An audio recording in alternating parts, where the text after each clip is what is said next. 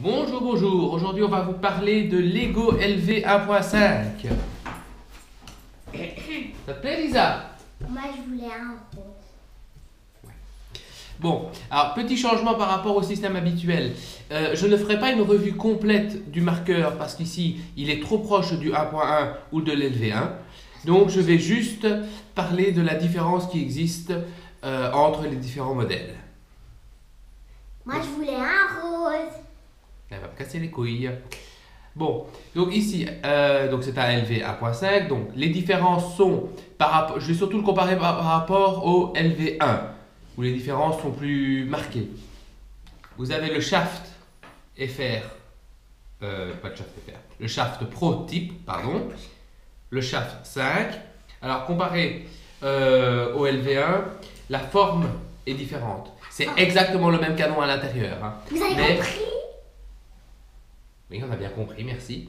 Mais la différence, en fait, vient que quand vous tapez contre un obstacle, vous laissez moins de peinture, en fait, sur le canon grâce à cette forme octogonale, si je ne me trompe pas. Normalement, ça devrait être la peinture, alors. Ah oui, mais la peinture ne reste pas dessus, du coup, grâce à la forme octogonale extérieure. Mais donc, ça change rien. Si, il y a moins de peinture dessus. Ah! Voilà. Alors, après, vous avez le Feeder Low Rise qui est sorti récemment. Le Feeder Low Rise. Le feeder. Donc le feeder est bien plus petit. Il y a bien une différence de 5-6 mm entre le Feeder Low Rise et le feeder d'origine. La grosse différence, c'est que ici, cette pièce qu'on appelle le clamp, Elle est super simple à enlever, c'est ça? Non, justement, dans celui-là, vous ne savez plus la retirer. Ah, d'accord. Donc c'est beaucoup plus difficile de la perdre, contrairement à avant où on le perdait assez facilement. Donc ça, c'est l'avantage. Et donc, lui, il fallait en racheter une. Ça faisait les affaires des techs. Et c'est cher. Le bolt en lui-même n'a pas changé par rapport au LV1, mais ça se voit. Le bolt type, le mousse qui est à l'extrémité, vous voyez, il est coupé en 3. Sur l'ancien modèle, il n'y avait pas. Tu peux voir? Tiens. Ah bah oui.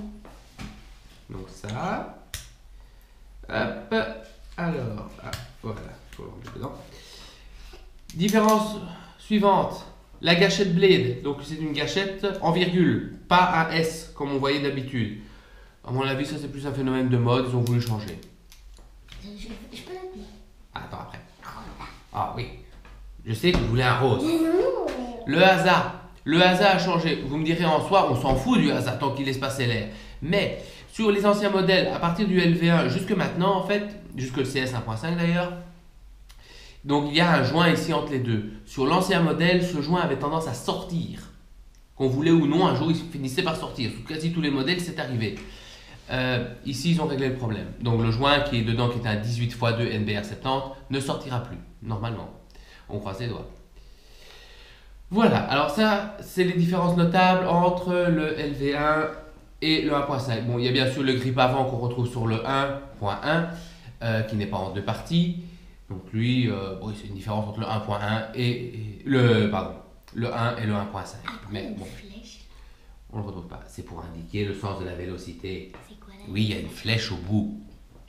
C'est quoi la vélo? La vélocité, c'est quoi? Mais la vélocité, c'est pour régler la puissance du marqueur, pour savoir s'il lance fort ou pas fort la bille. Alors, je voulais faire un petit mot. J'ai entendu beaucoup de gens qui critiquaient « Ouais, Eclipse, ils nous font encore un modèle, encore une évolution, il n'y a pas vraiment de grosse différence. » Ah, c'est faux.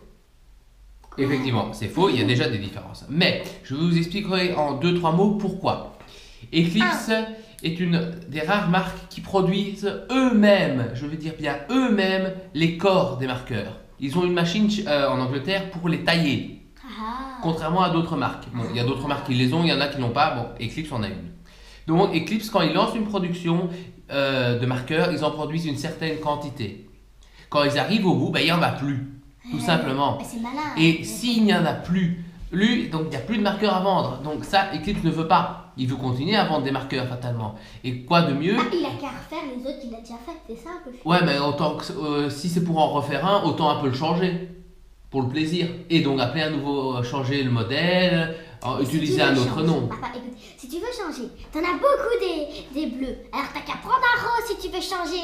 Ah, ce serait une bonne idée. Il pourrait faire plus de couleurs, ce serait un bon changement, mais non.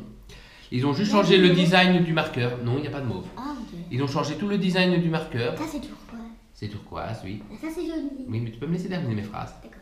Donc, ils ont changé tout le design du corps pour se dire, bah oui, voilà, on a produit quelque chose de nouveau en plus, tout simplement.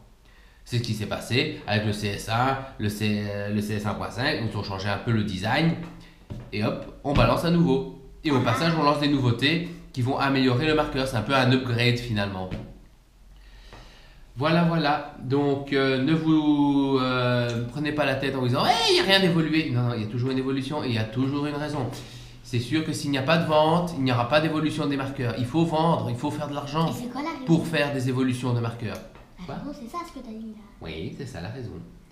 Voilà, voilà. À plus! Bye bye.